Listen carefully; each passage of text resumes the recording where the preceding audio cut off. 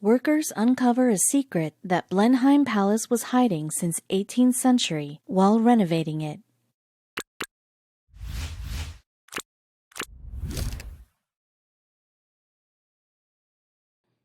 In October of 2018, authorities had ordered the renovation of the Vanburgh Bridge, or famously known as the Grand Bridge, which is a major part of the Blenheim Palace Estate in Oxfordshire, England.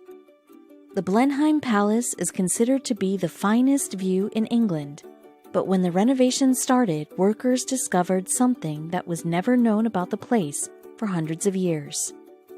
After investing £12 million to improve the condition of the bridge, what the experts discovered left them speechless, and they were taken aback that such a huge secret was hidden from the public for so long.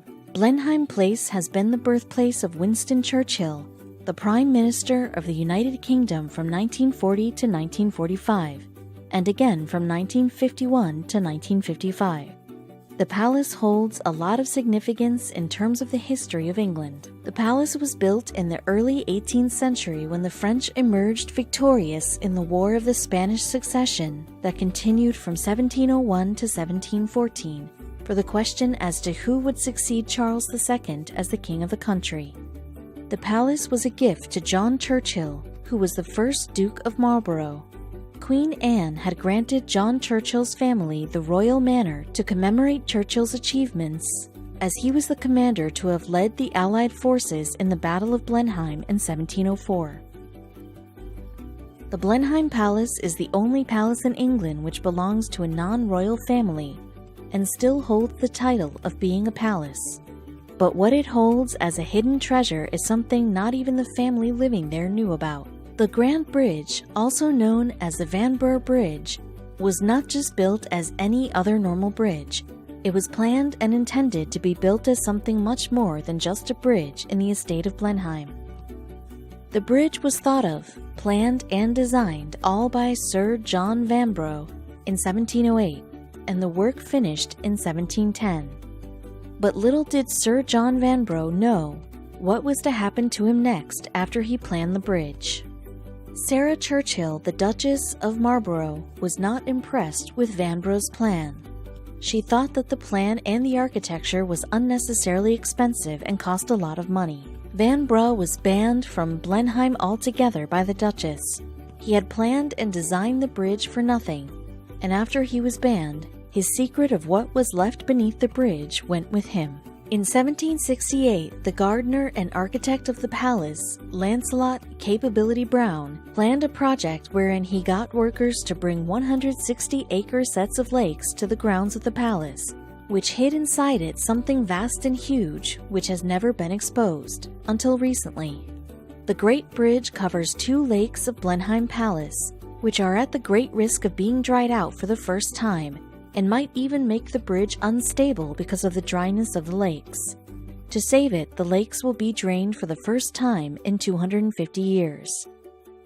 To save the bridge, workers decided to dredge 400,000 tons of sediment in the hope to return the water of the river to its original height. But before that could happen, there was going to be a revelation too big. The involvement of the estate to plan the renovation of the river was essential because otherwise, the river would have vanished in the coming years, and England would lose its finest view. But it was all going to change very soon. To see what the bridge would be like if there was no water at all in the lakes, experts planned to lower the water level by 6.5 feet, and groundwater wells and siphons were installed to operate. But this operation would also reveal the hidden secret. The palace has been much more than a place to live for Churchill and his family, and much more than a tourist attraction. During the First World War, Blenheim Palace was used as a convalescence hospital for all the brave soldiers who were wounded in the war. During the Second World War between 1939 and 1940, Malvern College was to be excavated due to security purposes for the safety of the students, and more than 400 boys were evacuated to the palace, where even their classes took place for 1 year. The beautiful and eye-catching palace was not opened for public entrance into the premises until 1950, but nobody has ever known about what is hidden under the bridge on which thousands and millions of tourists have been. Lancelot Capability Brown was so named because of his clients. He would conceive clients of the great so-called capability that their estate had for improvements in their landscapes. He is considered one of the greatest gardeners England has ever had. Brown would altogether change the 18th century look of the house gardens and convert them to something else.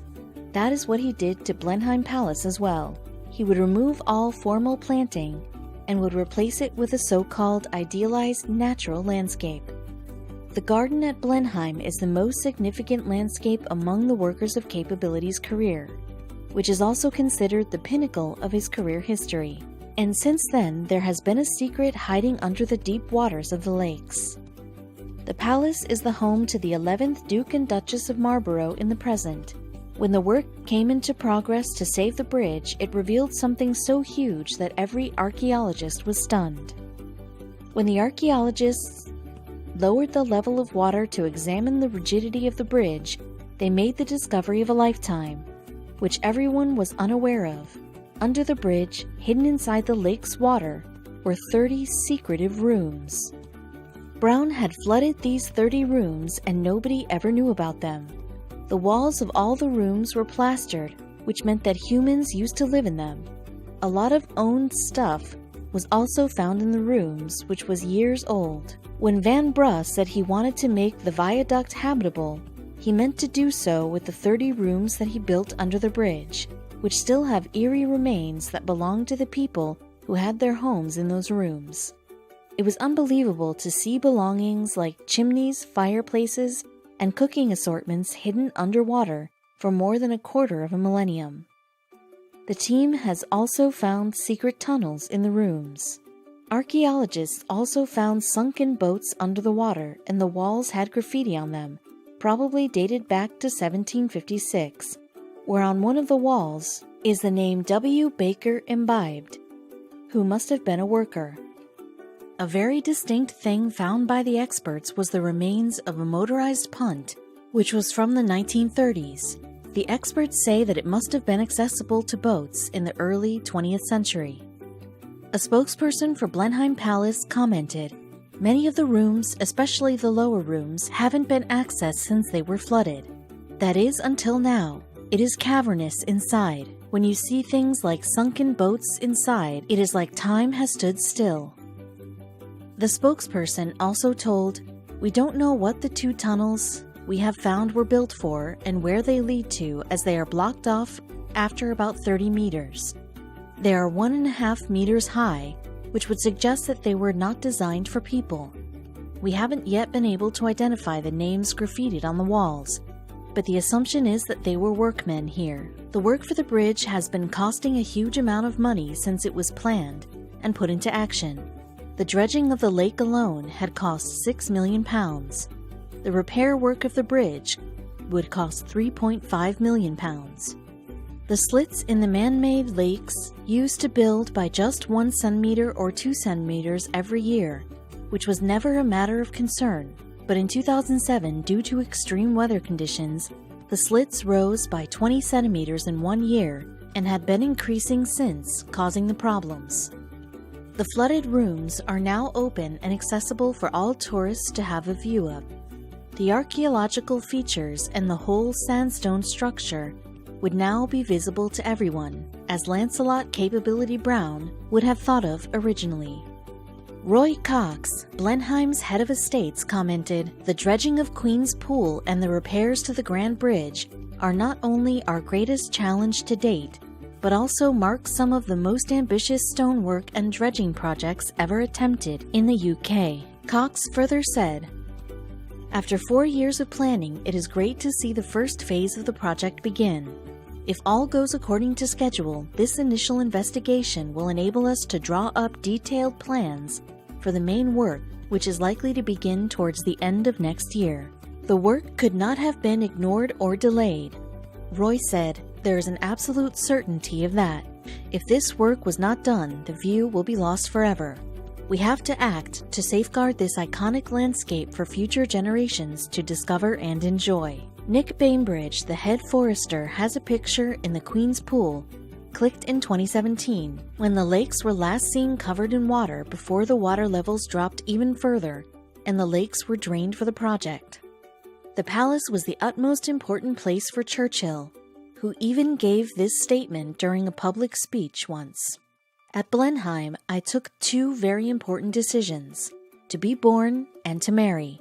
I'm content with the decision I took on both occasions. The spokesperson of the palace also said, the visionary master landscaper constructed the Great Lake and planted thousands of trees in his 10-year tenure here, engineering a landscape that appears natural but is actually contrived to pleasing effect. The Blenheim Palace has been a part of UNESCO World Heritage since 1987. Therefore, it becomes even more obligatory to preserve the beauty of the palace and to keep it in the best of conditions at all times. The secret rooms have really connected us to history. It shows that humans really never change. For example, the graffiti was there even so many years back, and it still prevails. The habits have hardly changed ever since. The task to recover the bridge and the lakes is no small task. It will be long before the work reaches its final stage. The dredging in itself will take at least 2 years, and the overall management plan of the palace is thought to continue for almost a decade to come.